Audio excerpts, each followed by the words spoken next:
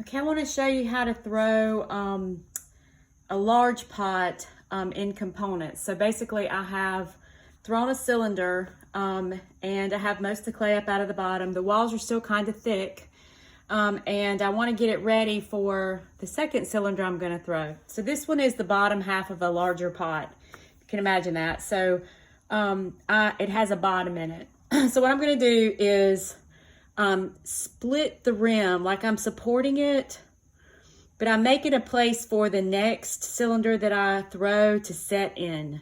So I'm going to put another one on top of this and then we'll continue to throw it. So that's what I want, is for my rim to have a place for the second cylinder to sit on it.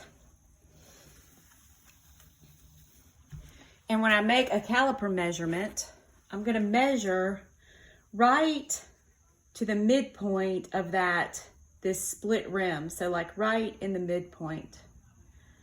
And that is where the outside of the second one that I'm going to throw will be. So the outside of the next cylinder should fit like right on top of that.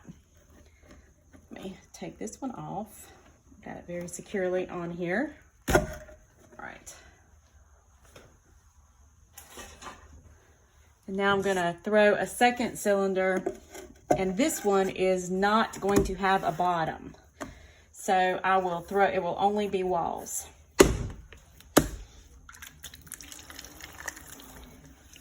And just like we talked about with altered pots, when you get it all the way, you take it all the way down to the bat itself without a bottom, you have to be concerned with what you let stay attached to the bat. You have to make sure that you leave enough clay attached so that it doesn't get pulled off.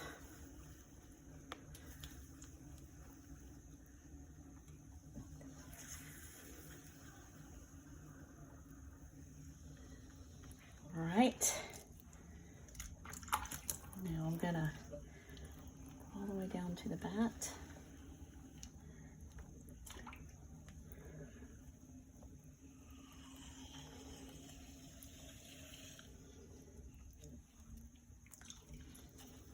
Now I have an idea of how wide it's going to be when I have it thrown. So as I start throwing up my walls, I'm going to try to keep that kind of in mind, the size that I want.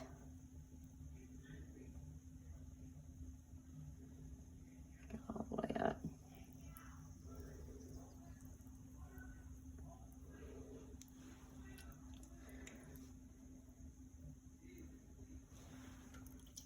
Kind of try to do this, always try to do 3 pulls to get the walls kind of consistent, but I want them to be a little bit thicker rather than thinner, because I'm gonna continue to throw this form after I put the two together.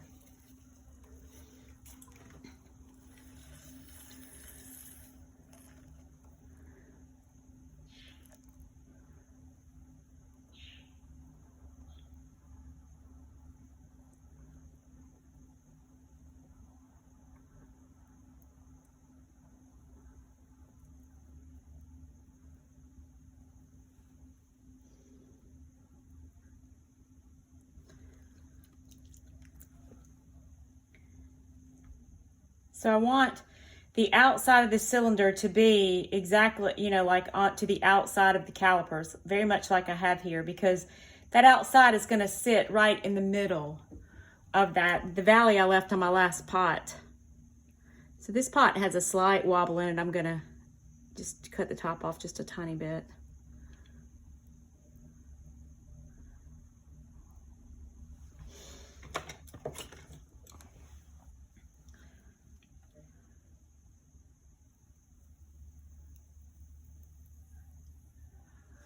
All right, so now I'm gonna, I want this edge to be rounded, so it's kind of like the positive.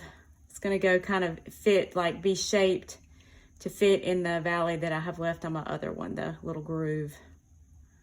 So there we go.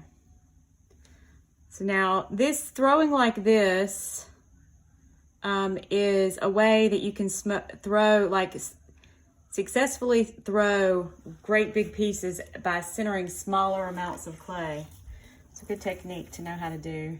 And this is considering that there's many ways to build pots and components. You can do, like, in this particular example I'm showing you, I have used 2 cylinders that are about the same size, but they don't have to be. One can be, you know, much more clay. You can make a round, fat pot, very dramatic shape, and then throw a second cylinder that you attach onto the top of it to throw a skinny bottleneck.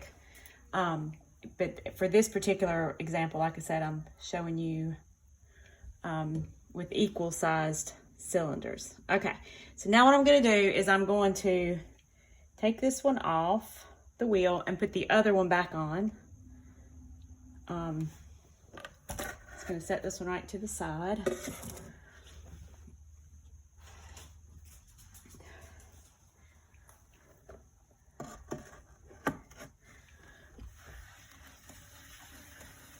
If your pieces are not super wet, it might be a really good idea to scratch and slip, you know, between the two. These are both very wet, so I think it's going to be okay. All right, so what I want to do now is I'm going to turn this one upside down onto the one that I just threw and line them up so that the top one is sitting in the groove that I made on the bottom one, possible. And then I'm going to cut the bat off so that I can, I'm just going to do my wire tool across that and cut the bat off. So now I've got a lot of clay up here at the top that I can deal with, and now I want to spend a minute and kind of get these two to the same spot so that I can kind of throw them together. And that's what I'm doing. I'm going below that groove that I made, and I'm kind of throwing them together so that the wall becomes one. All right, and then what I want to do is do a pull that goes all the way to the top and get rid of some excess clay up here. So I'm gonna start at the top. Just gonna like get rid of some extra by pulling it up.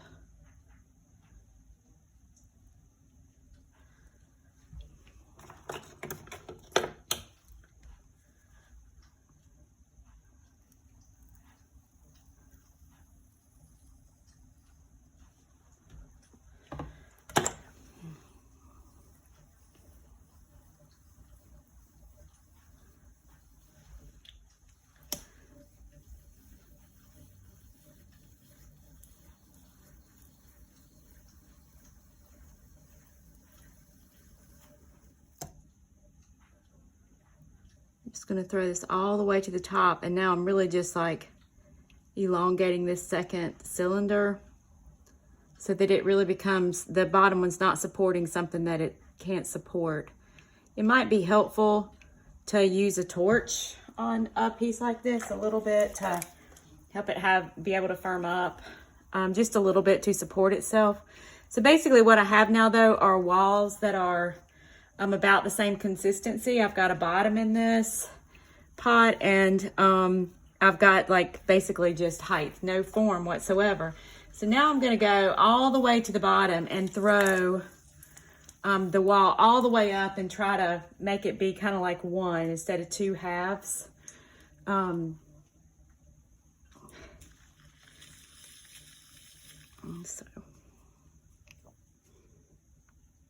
And I'm moving a little bit of clay, like I'm not just shaping.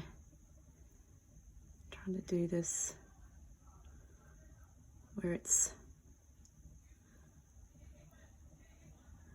making the walls consistent all the way up. There's a little wobble there where the seam actually is, but I think I can get that out in just a second.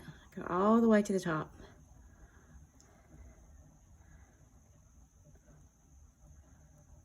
Okay, now it might be really beneficial. So what I'm going to do now is just shape it. So I'm going to use a rib to help me do that, because and this is a rubber rib that's a little bit firmer, but with this I can start kind of pulling it into the shape that I want while giving it some support on on the outside.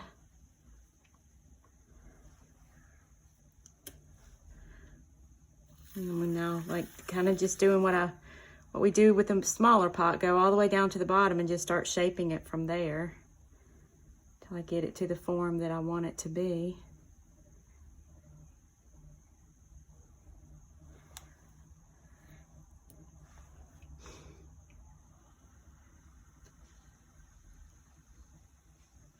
And the rib on the outside is only really kind of supporting it. Kind of making decisions about shape as I go. I'm gonna make a vase for tulips, my latest flower of choice. This throwing this large is not difficult. It requires consistency, and it requires that both parts really be centered. If they're not, you'll have difficulty as you get larger. But so this is basically one way to throw a large piece from two smaller sections of clay, and it becomes one instead of looking like two halves. It becomes like one cohesive form. All right, so that is a pot thrown in components. I'll show you some more demos of ways to do that.